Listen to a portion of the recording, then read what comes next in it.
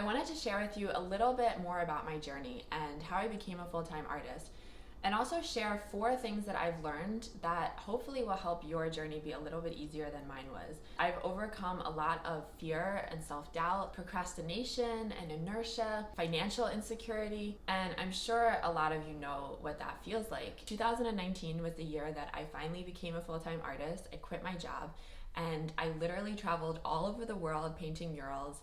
I made 3 times the salary that I was getting in the job that I left. I sleep till 11 a.m. most days. I took a lot of vacations. So it was amazing. And that's why I really want to share with you what helped me get there. Okay, so there's 4 things. The first is just working with fear in general, because I think fear is the single biggest reason people don't do what they actually want to do. Second is how to market your work, how to promote yourself. So talking about Instagram and how to market yourself through Instagram. Third is once you're on a platform, how to get work, how to find work, and how to document your work so that you can get more work. And fourth, which is the most important, so please stay till the end of the video, is how to access and develop a relationship with your intuition, which I do through meditation. So, okay, let's get right into it. Fear, is one of these things that people think, I have a creative block, I'm not inspired today. You can spend years in this situation, and I know that I did. So the way that I got over this was I started focusing on time rather than quality of my content. So I decided I was going to work for 2 hours a day and dedicated myself to just accomplishing this goal. It doesn't matter what I made during this time, how good it is, right? It's just getting up and knowing that today, no matter what, I will work for 2 hours on my craft. And it's an amazing thing because the brain develops a habit in like 45 to 60 days. So if you do this consistently for 60 days, you don't even have to think about it anymore. It becomes part of your life. And I can really attest to this. Things really changed for me after 2 months of doing this. So now, how do you show your work? How do you promote yourself? So Instagram is an incredibly powerful tool, but it can be intimidating and confusing. I know that I didn't join Instagram for years, and when I did, I had like 100 followers, and then it was this vicious cycle because I didn't want to share my Instagram account with people because I was embarrassed that they would see that I only had 100 followers, and whatever, it's a thing. Now, what worked for me is it's not glamorous, but literally just liking other people's photos on Instagram. They will see your account. They may follow you if you have like 4 or 5 pictures on your account when you're just starting and it's good quality. And it works. It worked for me. It worked for all of my friends that I shared this technique with. And I think I built my following from I had 300 at that time when I discovered this to around 5,000. And that is when it started taking off more naturally. But it's hard work, but it works and you see the results. And I'm out here on YouTube. You can see how many subscribers I have. It's 150.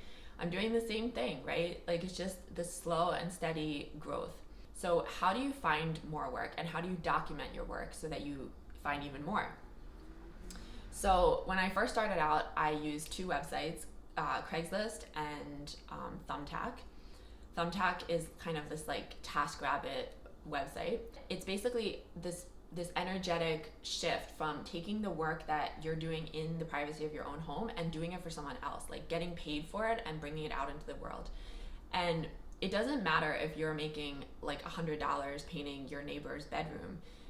If you document your work well and you believe in it, nobody on Instagram is going to know the context of how you got this project.